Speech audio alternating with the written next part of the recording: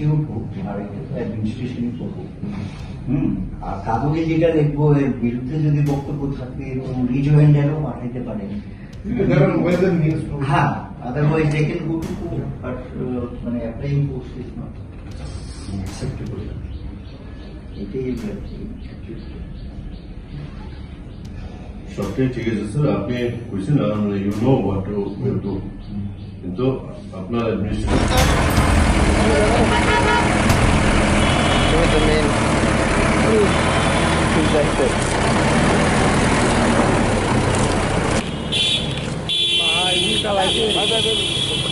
দাঁড়াও না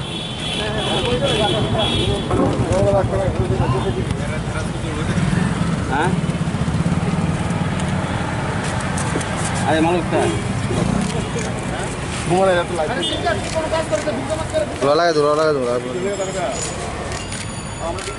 আপনি একটু চাপেন না, চাপেন।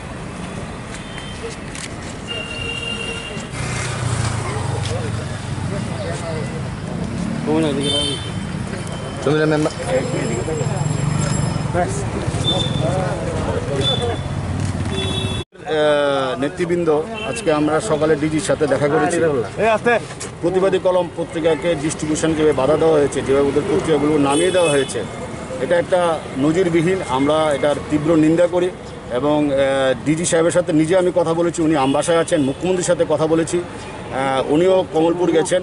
আমি তখন এডিজি সৌমিত্র দরের সাথে দেখা করেছি। আমরা একটা টিম নিয়ে আমরা দেখা করেছি ফোরামের পক্ষ থেকে, এবং আমরা বলেছি যে এই ধরনের ঘটনা কোনোভাবেই বরদাস্ত আমরা করব না।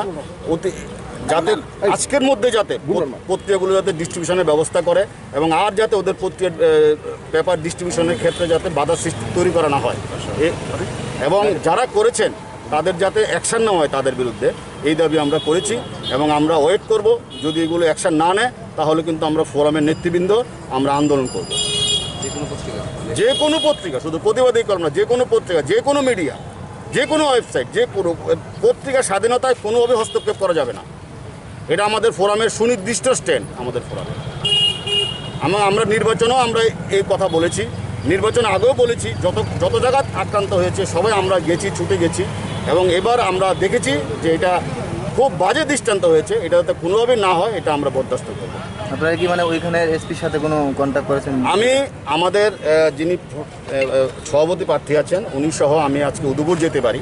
উদয়পুর গিয়ে আমি ওইখানে আমরা সাংবাদিকদের সাথে কথা বলতে পারি, প্রেস মিটও করতে পারি। আমি শিডিউলটা এখন জানাবো, এরপরে আমরা করতে পারি। আমরা উদয়পুর যাওয়ার একটা পরিকল্পনা আছে। আমি নিজে কথা বলেছি, উনি বলেছেন ৬,০০০ পত্রিকা, এবং আমরা খুব উদ্বিগ্ন, আমরা খুব ক্ষুব্ধ।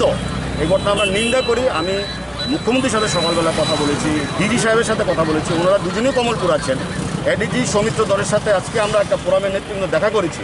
আমরা বলেছি যে যারা করেছে তাদেরকে গ্রেপ্তার করতে হবে, এবং যেসব পত্রিকাগুলো বাধা দিয়েছে সেসব পত্রিকাগুলো ফিরিয়ে দিতে হবে, এবং এই ধরনের ঘটনা যাতে কোনোদিন না ঘটে, কোনোদিন যাতে না ঘটে, এটা আমরা আজকে চূড়ান্তভাবে বলে দিয়েছি। এবং যদি ঘটে আমরা কিন্তু রাস্তায় বসে এর প্রতিবাদ জানাবো।